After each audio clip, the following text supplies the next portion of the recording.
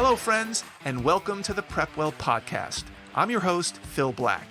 And if you have an 8th, 9th, or 10th grader with big aspirations, like the Ivy League, or military service academies like West Point, ROTC, or athletic scholarships, boom, you've come to the right place. My specialty, my superpower, if you will, is preparing families for these competitive programs. I'll teach you what your child should do, when they should do it, and how you can help. So stick around and prepare to out-prepare.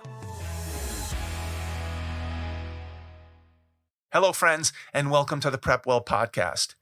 Today's podcast is specifically for families with students in 7th, 8th, 9th, or 10th grade, or younger, of course. And I say this up front because I'm going to share with you what I consider one of the most important tipping points in the college admissions process. And by that I mean the point in time where you as a parent need to make some decisions or come up with a plan or a strategy, or at least be aware of what you're getting yourself into. If you don't make the decision, or you weren't even aware that a decision needed to be made, and you blow past this tipping point, it will be much harder, if not impossible, to recover. There are many such tipping points, which I will cover over the next few weeks.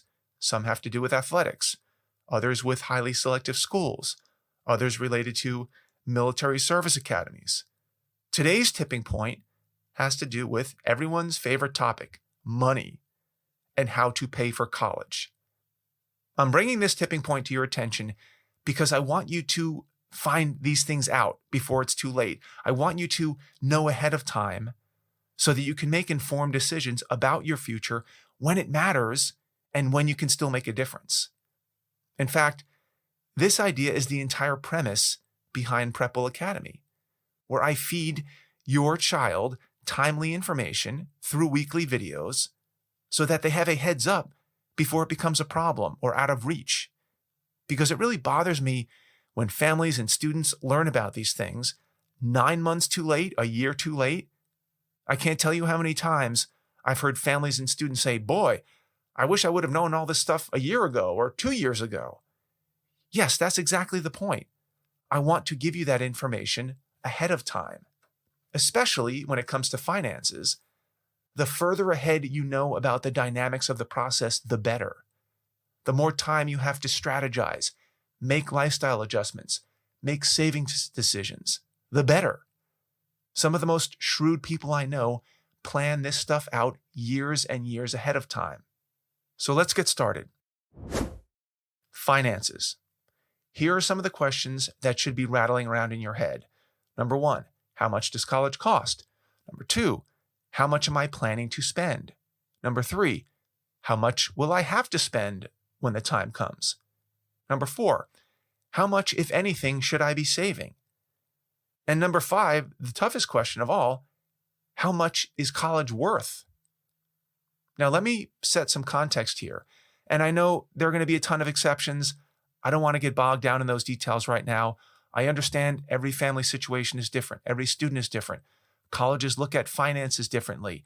The rules are ever changing. I just want to try to provide a 30,000-foot perspective, which you can take and digest and refine it over time. My goal here is not to give specific financial advice, but rather to provide a heads up about a few common scenarios you may find yourself facing years down the road. First off, how much does college cost? Again, this will likely change 3 or 4 or 5 years from now, but we need a starting point. Let's start with the most expensive. There are many private liberal arts colleges, including the Ivy League schools, that cost about $80,000 a year, give or take. Some are more expensive, some are a little bit less expensive. That's an all-in number that includes tuition, room and board, books, travel, pizza money. About $60,000 of the $80,000 is tuition. Now, that $80,000 number, give or take, would be the cost for families who are considered full payers. What does that mean? It means that they make too much money to be eligible for need-based aid, that is, aid based on how much money you make, and merit-based financial aid, That is, scholarship money offered to students with high academics is not offered by many of these colleges. So the families end up paying full freight. Again, I'm generalizing here. Yes, there are plenty of great $80,000 a year private colleges that do offer healthy merit scholarships. That list happens to not include any Ivy League schools, but there are some. But I caution you not to rely too heavily on this fact, because you don't know if your child's going to achieve scores that will attract that type of merit scholarship in 2, 3, or 4 years. You have no idea. So if you want to be conservative, I would assume that they will not get merit aid, or that the schools that they really want to attend do not offer merit aid. Okay, so the high end of the spectrum, if you're a full payer, is $80,000 a year. Let's move down the cost scale. If we're talking about a big flagship state school, let's call it Penn State, it will cost about half of what that expensive private liberal arts college might cost. Let's call it $40,000 a year. Again, this is tuition, room and board, books, travel. And mind you, that's for in-state students. For students who don't live in Pennsylvania, if we're using Penn State as an example, it would be more than that. It might be $10,000, $12,000, $15,000 more to attend Penn State if you don't live in Pennsylvania. Let's move down the cost scale a little bit more. Let's go to community colleges. Community colleges, as you would imagine, are far less expensive than even four-year state schools. A community college might be in the few thousands of dollars a year. And even better than that are the military service academies. These are the West Points, the Naval Academies, the Air Force Academies, which are not only 100% free, tuition, room, board, travel, etc., but the students are actually paid a stipend every month during college. Now, I'll address this steal of a deal in a separate podcast, but that rounds out the expense spectrum. So the broad strokes are $80,000, $40,000, $4,000, or $0,000. So, mom and dad, as you sit in your car driving around listening to this, how prepared are you to pay between $160,000 to $300,000 for your child's four-year degree if they opt to go to a state school or a private liberal arts school? And obviously, if you have more than one child, you can double that. And let me remind you, in some cases, that $160,000 to $300,000 is after-tax money. So chew on that one for a second. And yes, I know that there are a lot of buts out there. But what about student loans? But what about 529 plans? But what about grandparent contributions? But what about divorced parents? But what about merit scholarships? What about need-based aid? But what about my neighbor who said they only pay $5,000 for their daughter to go to Princeton? We're going to put all those buts aside for now, because many of them represent exceptions that would take a lot of time to unspool. And we'll try to address those more specific issues in an upcoming episode. Or you can reach out to me separately and I'll try to address them separately. My goal in this episode is to give you the highlights about what you should be thinking about ahead of time. And once you're armed with the big picture, you can then overlay your own specific situation and start consolidating your questions. Now, to tackle this, I'm going to break our conversation down into income ranges. And by income, I mean that you're an employee, you work at a company, you get paid a salary, and that salary shows up on your W-2 and your income tax return at the end of the year. Certainly, there are families that make money in different ways. Some families own their own businesses or have investment property income, and not all earnings show up on a W-2. We're not going to get into the nitty-gritty details of that right now. We'll leave that for a different day. We're going to stick to a very high-level analysis that I think everybody can relate to. And yes, that means this is going to be relatively crude, and it's not going to apply to every single family situation. But hang in there with me. Let's start with the low end of the income range. If your family makes an income of below $70,000, there's good reason to believe that you will pay very little, sometimes nothing for college, especially at the very expensive private schools with big endowments and generous need-based financial aid policies. At schools like Harvard and Princeton, you would pay no money to attend their schools. In fact, your child might even receive a few $1,000s in startup money to get them through their first semester. So if that's you, and your child can get into a school like Harvard or Princeton with that type of need-based aid policy, you're in pretty good shape. There's no reason to even save any money for college. In fact, if you're right on the edge of making more money than that, I would think about backing off to stay below that threshold. Now, if you make between $70,000 and $150,000 a year, you can expect to pay, on a sliding scale, about 10% of that income for college per year. So if you make $120,000, you might be looking at $12,000 a year for the college expense, as opposed to $80,000. Again, this generally pertains to schools with generous need-based financial aid programs, often private, well-heeled liberal arts colleges.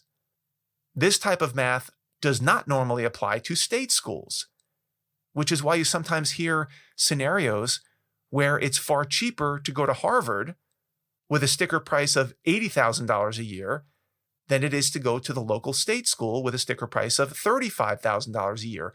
States don't have that type of Harvard money kicking around to subsidize the cost of attending the state school, whereas Harvard does. Now, obviously, you have to actually get into Harvard to be faced with such a choice, and as we all know, that's no small chore. If you make over $150,000, you will likely not be eligible for significant need-based financial aid. Again, this is a generalization. There are many other factors that can affect this. How much savings you have, how much equity you have in your home, and several other things that can move the needle back and forth. Suffice it to say, the income range between $150,000 and, say, $500,000 a year is what many call the death zone. For example, if you have two parents working and they each make $125,000 a year, that's $250,000 combined, welcome to the death zone. Because in the death zone, you make too much money to trigger need-based financial aid. In other words, you're too rich, but you don't make enough money to make college expenses an afterthought. In other words, you're not rich enough. You're in the dead zone. I know many families who make $250,000 a year who don't have $80,000 in after-tax money kicking around every year to spend on college. And what happens if you have 2 kids or 3 kids in school at the same time? Now, on the other hand, if you're making over $500,000 a year, even millions of dollars a year, then paying for college is likely not an issue. Whether you believe you're getting good value for that money is a different story, but we'll leave that for another day.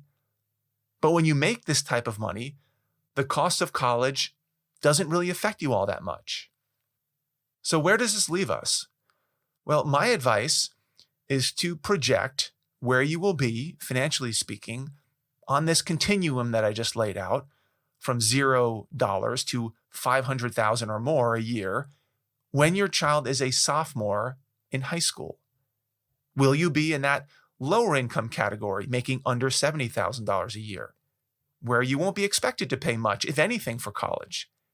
Will you be in the mid-tier category, making between $70,000 and $150,000, where some colleges might only charge you 10% of your income per year? Will you be in the death zone, bringing home between $150,000 and $500,000 a year, killing yourself, only to find out that you will likely be turning over most of that money to the colleges and then some? Or will you be making $800,000, $900,000, millions of dollars a year, where these trivial issues of paying for college don't matter that much to you?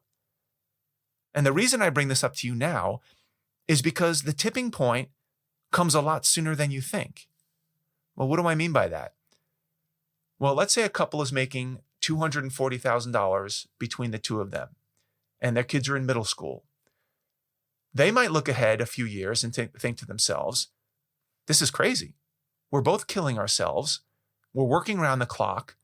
Yes, we're bringing home good money, but we're not seeing a lot of the kiddos. We don't have time for ourselves. And for what? So that we can pay $80,000 a year for college? Is it worth it? The couple is at a tipping point. What are they going to do? So here are their options while their kids are in middle school. Number one, status quo.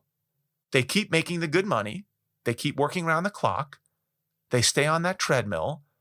And eventually they turn over most of that money to an expensive liberal arts college in 4 to 6 years, if that's where they choose to send their child, or that's where their child wants to go. Fair enough. If they want to keep up that pace and the pressure, and they know how it will end up, and it's not a surprise, great. That's their decision. Option number two, they ratchet back. They intentionally begin to start earning less money, and they will likely have to downscale their lifestyle. Fewer vacations, fewer dinners out. They sell their upscale cars. They let their nanny go. They make whatever moves are necessary to survive with less money. Maybe that means working fewer hours, less overtime. Maybe they transfer to a job that doesn't pay commissions. Or maybe one of them takes a break from work. We call this going dark, and becomes a stay-at-home parent.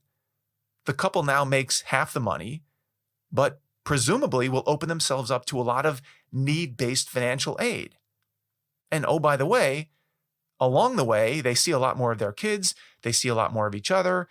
There's presumably less stress. And maybe they even realize that they didn't miss a lot of what the extra money was buying them. And scenario number three is they go for it. They decide they're going to use the next 4 to 5 years to move up into that upper income bracket where they're making over $500,000 a year, where college expenses will not become an issue. They make the angst of paying for college go away by having enough money where it doesn't matter.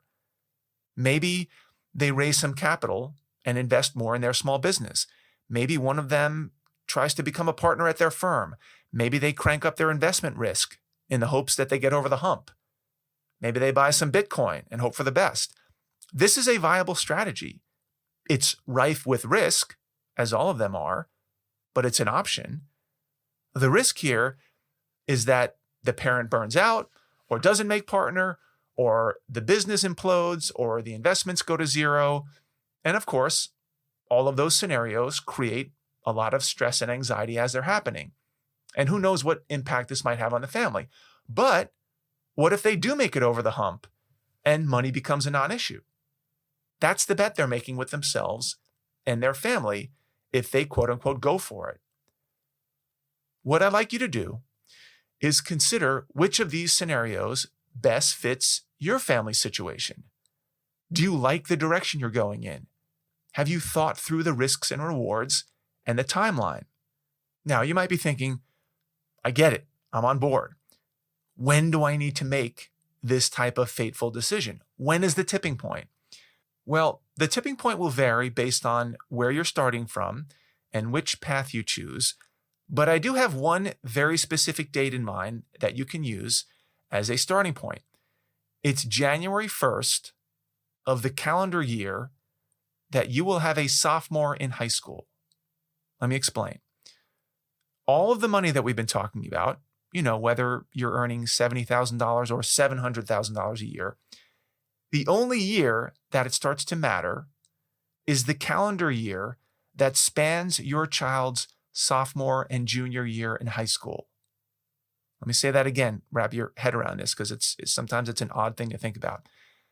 The year that it starts to matter is the calendar year that will span your child's sophomore and junior year in high school. In other words, if you have a sophomore in high school right now, that would be the class of 2023, the financial clock has started ticking for you. It started on January 1st, 2 months ago. If this describes your situation, the amount of money you make this calendar year, happens to be 2021, that amount of money will dictate which of those income categories you'll have to live with when it comes time for financial aid eligibility in 2 years. I know it seems kind of early, right? It is. And that's exactly why I want you to know about this now. And if your child is in 7th, 8th, or 9th grade, awesome. You have even more time to figure out what you're going to do by the time they become sophomores. The problem is when you're made aware of these facts while you're filling out financial aid forms when your child is a senior, by then you're 2 years too late and there's no turning back. You've gone beyond the tipping point. So if you have a child in 7th grade, what's your 3-year plan? If you have an 8th grader, what's your 2-year plan? If you have a 9th grader, what's your 1-year plan? If you have a current 10th grader, you are actually living your plan right now. My wife and I mapped this out on a spreadsheet when our kids were in 4th and 5th grade, and we engaged with an expert in college financial planning to make sure we knew what the stakes were and how to plan this out. This was 6 years ahead of time. Now, granted, we have 4 kids. That's a lot. I'm a firefighter, a civil servant. So there's a lot to consider here. How am I going to get them all through college? And 2 of our 4 sons are identical twins, which throws a wrinkle into the system because 2 will be in college at the same time. Now those 2 twins are seniors going to college next year. That costs $80,000 a year each. And boy, are we glad that we planned for it. Because if we hadn't, we'd have to deliver them the bad news that they could not go to their, quote, dream school. And no parent wants to be in that position. So to avoid that, do your best to think ahead, figure out a plan of action, and manage the expectations of your spouse, of your family, of your kids, and make it happen. That's all I've got for you today, folks. Thank you for tuning in. If you know a parent with an 8th grader, 9th grader, 10th grader in high school that might find this helpful, please share the episode with them. You can do that by finding that small box with the tiny arrow pointing up. That's the share button. Click that button, text your friends the link to this episode, put a little note in there recommending that they give it a listen and spread the word. If you have questions, if you have comments, if you have an idea for another tipping point or another episode, please reach out to me by email, DM me on Instagram, PrepWell_Academy. Check out our blog, connect with me on LinkedIn, Facebook. I would love to hear from you. Until next week, goodbye, good luck, and never stop preparing.